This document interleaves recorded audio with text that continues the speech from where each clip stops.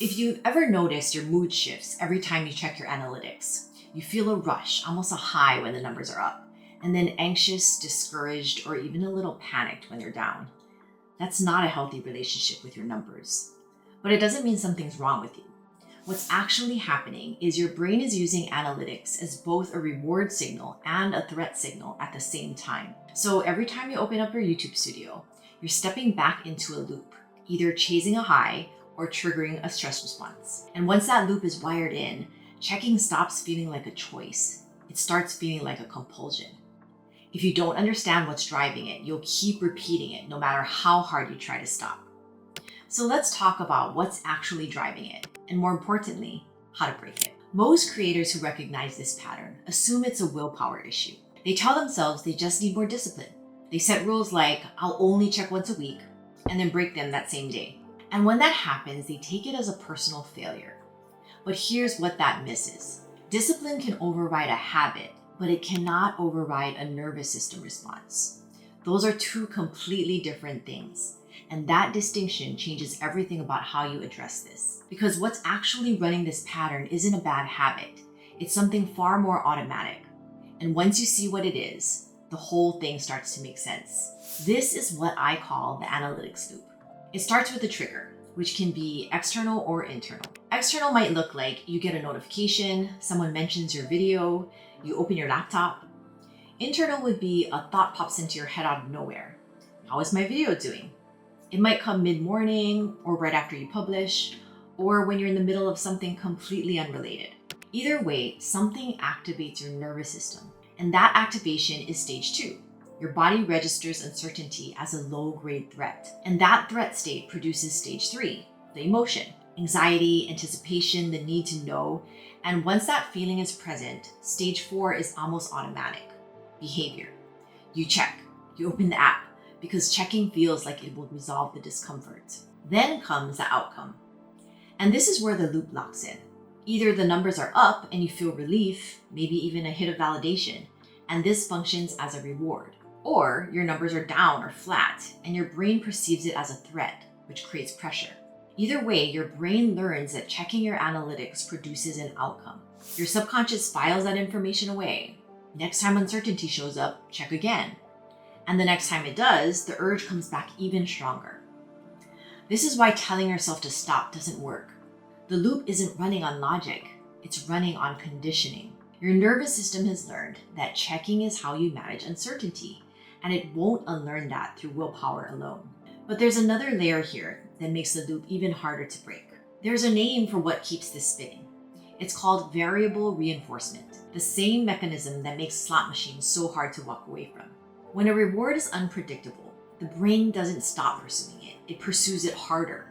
Some days your numbers are up, validation, relief, you get a hit of motivation. Other days they're flat or falling, but the unpredictability itself is what keeps the loop going. Your brain isn't just chasing the reward, it's chasing the possibility of it. And that's a much stronger pull than a consistent reward could ever be. This is not a character flaw. This is how the brain operates under uncertainty. The problem is that your nervous system has now recruited your YouTube analytics as a regulation tool, a way to manage the discomfort of not knowing.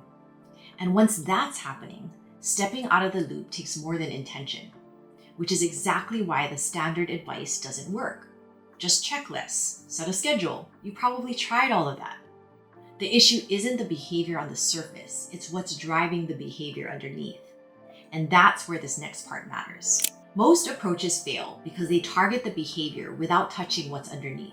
You can put a limit on how often you check, but if your nervous system is still activated and seeking relief, it will find a way around that limit every time. What actually works is interrupting the pattern at the source, working with your nervous system, not against it. The model I created to help with this does exactly that. It's called the Regulate Respond model, and it moves through 4 steps: notice, name, regulate, and respond. I've used this with creators at every level, and the difference it makes is significant. One client came to me completely caught in this loop. She wasn't just checking a few times a day, she was refreshing every hour, often way more than that. She'd close the app, put her phone down, and 5 minutes later find herself opening it up again. By the time we worked through this method together, her relationship with her numbers had completely changed. She still checked, but it no longer controlled her. Not because she stopped caring, but because she learned to regulate before the loop could pull her in. That's what this model actually does. It doesn't make you indifferent to your results. It frees you from being controlled by them. The order matters. Each step creates the condition for the next one. Skipping ahead is usually why this kind of approach doesn't stick. The first step is notice, becoming aware that something is happening in your system before you act on it. A feeling of tension, an urge, a pull toward your phone. Most people skip this entirely because the pattern moves so fast. The thought comes in, and the hand is already reaching for the app before the mind has even registered the urge. Noticing is what creates the gap. And without the gap, there's no room to choose differently. The practice is simple. Before you open the app, pause just long enough to register that an urge is present. You don't need to analyze it, you just need to catch it. That pause is the beginning of the break. Once you've caught it, the next step is to name what you're feeling. Not in detail, but broadly.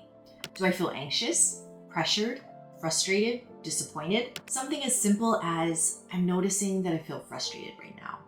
Naming an emotional state, even briefly, can reduce its intensity and create a little distance between you and the reaction. It shifts you from automatic response to conscious observation. And that small shift is what makes the next step possible.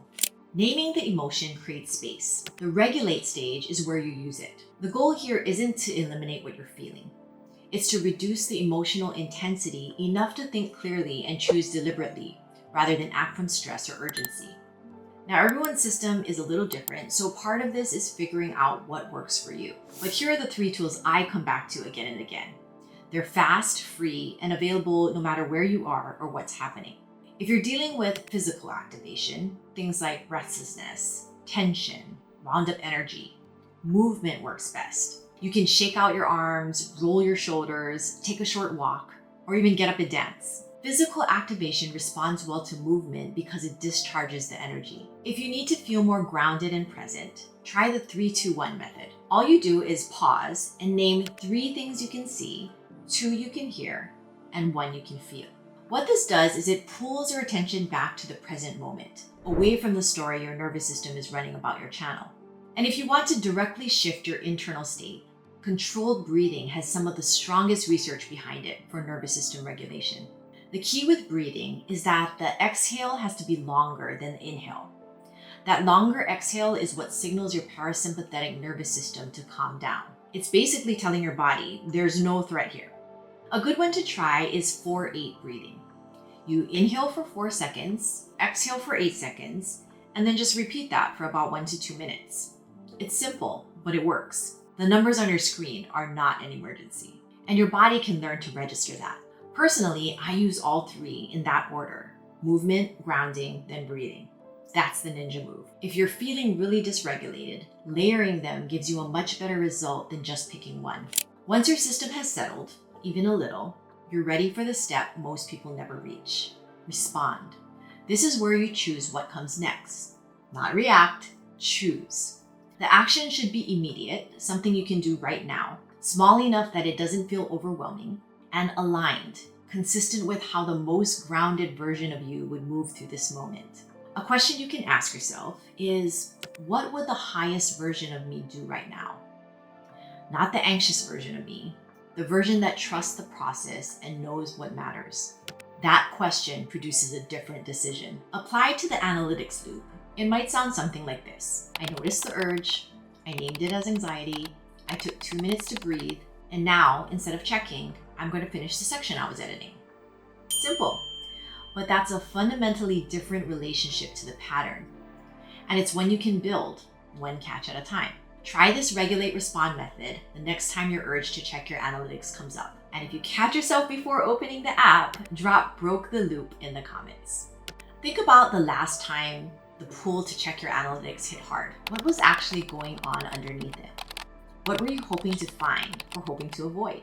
That answer tells you a lot about what your nervous system is actually trying to solve. Being addicted to your analytics is not a you problem. It's a pattern your nervous system learned, and it can be unlearned, not through discipline, but through a different kind of internal response. Notice what's happening, name it, Regulate enough to get clear, then respond by choosing your next move from intention, not urgency. That's how you break the cycle. If this landed for you, the next one goes deeper, because this isn't just one loop. It's part of a much bigger pattern running across your entire channel. The next video is about the subconscious programs quietly shaping up to 95% of your decisions as a creator, often without you realizing it. Watch it next.